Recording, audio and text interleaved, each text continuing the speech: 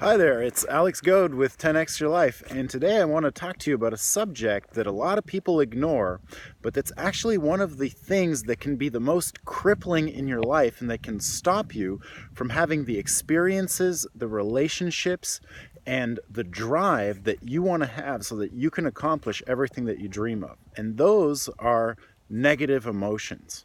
In particular, there are two negative emotions that tend to dominate everyone's emotional landscape. And those two are, number one, anxiety, and number two, anger. And by the way, if yours is anger, you're much more likely to be in denial about it than if it's anxiety.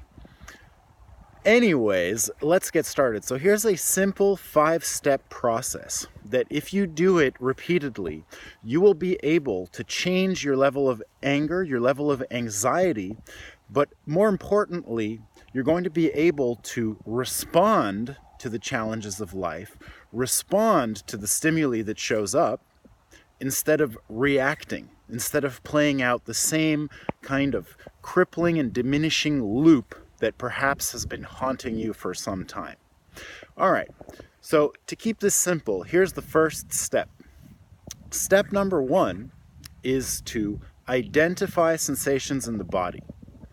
Simply put, negative emotions and even positive emotions need certain anchor points in the body in order to manifest themselves. So, for example, anger might come with a clenching of the jaw, a tightening of the muscles, and even a bending forward and a crisping of posture.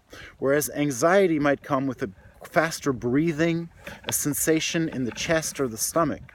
And really the first thing that you want to do is to identify, because you're going to feel it in your body before you even realize what's going on.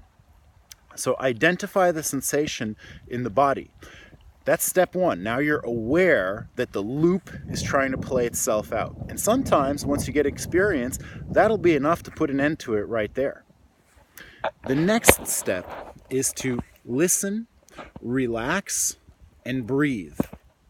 So if you can just slow that sensation, those sensations from happening in the body, if you can prevent your jaw from clenching, if you can just relax the muscles that are activating, a lot of the times that'll have an important effect where it gives you a couple of seconds to realize what's going on and to start changing the response that you're having.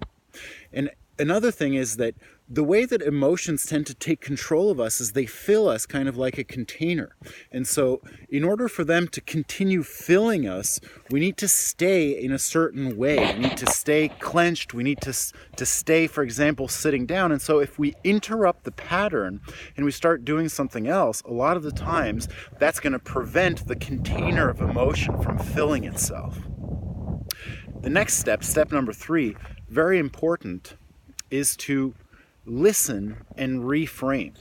So whenever an emotion starts to take over, it takes over the body first, but then it starts to take over the mind. And the way that it does that is that you play out a narrative and you hear a story. You might hear a sentence, you might hear a conclusion, and this is the unconscious brain throwing almost childish level suggestions at you and telling you what's happening, what's going to happen, and what those things mean.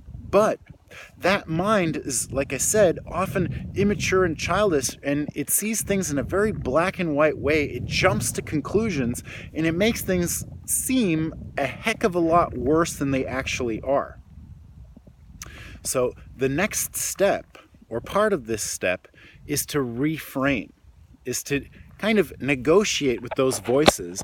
And so if they tell you, oh, that person's just done something terrible to me, and they did that because they don't care about me or they're trying to ruin my life, you negotiate with that voice. You reframe and you say, you know what, maybe that person's just having a bad day. Maybe that person just doesn't have the kind of upbringing that allows them to even realize what they're doing when they act this way. And so when you get good at doing this, first of all, one of the important things that's going to happen is that you get a lot better at seeing things from other people's perspective. And when you see things from other people's perspective, you realize that a lot of the times they're just playing out their own crap. They're not out to get you in any way, shape, or form. It's nothing personal. And knowing that often makes things a lot better. Now, those are the 4 key steps, but the 5th step is incredibly important because what science shows and what psychologists show is that writing it down is what's going to allow you to really integrate these learning experiences and do better next time. And actually, I kind of forgot an important point, which is the let's call it step 4.5.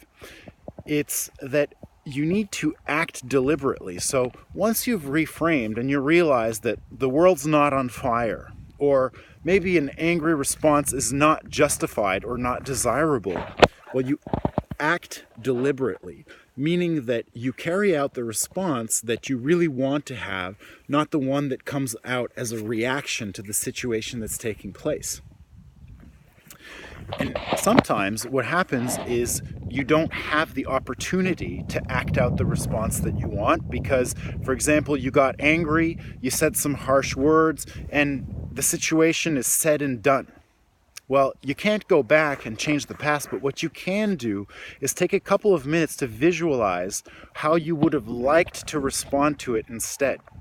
And once you've gone through that step, that 4.5 step process, the last step is to write it down.